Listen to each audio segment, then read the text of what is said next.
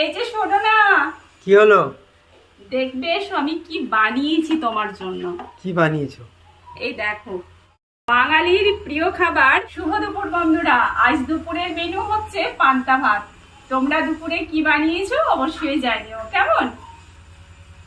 পান্তা ভাতের সাথে নিয়েছি চন্দ্রমুখী আলুর ভর্তা, কাঁচা লঙ্কা, ভাজা জিরে, নুন দিয়ে মেখেছি। আর তার সাথে আছে ওই যে আমচুর দিয়ে পোস্ত বাটা, যেটা পোস্ত পড়া। আর এক ফালি পেঁয়াজ কি না নিলে জমে বলো, তাই পেঁয়াজ নিয়ে নিলাম। আর তার সাথে অল্প একটু কাঁচা তেলও দিতে হবে, তাই না, নাহলে ভালো লাগবে না খেতে। এক পিস কাঁচা লঙ্কা আর 2 পিস বাটা মাছ ভাজা।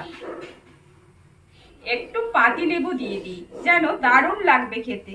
বাহ, জমে যাবে যে। হ্যাঁ, আমি খেয়ে দেখলাম যে একটুও টক হয়নি, কারণ আমার হাতে না পান্তা টক হতে চায় না, তাই একটু পাতি লেবুর রস দিয়ে দিলাম। চলো একটু মেখে চটকাই দেখি, পান্তা ভাত না চটকে খেলে ঠিক জমে না বলো। একদম ঠিক বলেছো। কি গো বন্ধুরা, এরকম ভাবে চটকে খাও তোমরা? দেখো আমি ঠিক এইভাবে পান্তা ভাতটা চটকে খাই। চলে এসো চলে এসো, আমার আর তর্স হয়েছে না। আচ্ছা চলো। কি গো, লবণ নিয়েছো? হুম, কেমন লাগছে বলো? দারুণ লাগছে। দারুণ, তাই না? সত্যি দারুণ লাগবে, আমি জানি তো। খাওয়া শুরু করলাম বন্ধুরা। সত্যি পাতিলেবুর একটা গন্ধটা এত সুন্দর না, বলে বোঝাতে পারবো না, দারুণ লাগছে। তার সাথে কাঁচা পেঁয়াজ, ফাটাফাটি, কোনো কথা হবে না বন্ধুরা। বাবা, মনে হচ্ছে অমৃত খাচ্ছি। যে এই পোস্ত পোড়াটা দিচ্ছি না,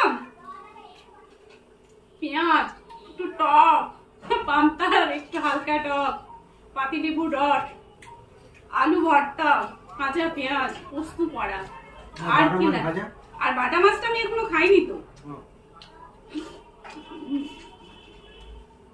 দারুণ। চলো সকলে খুব ভালো থেকো, সাবধানে থেকো, টাটা।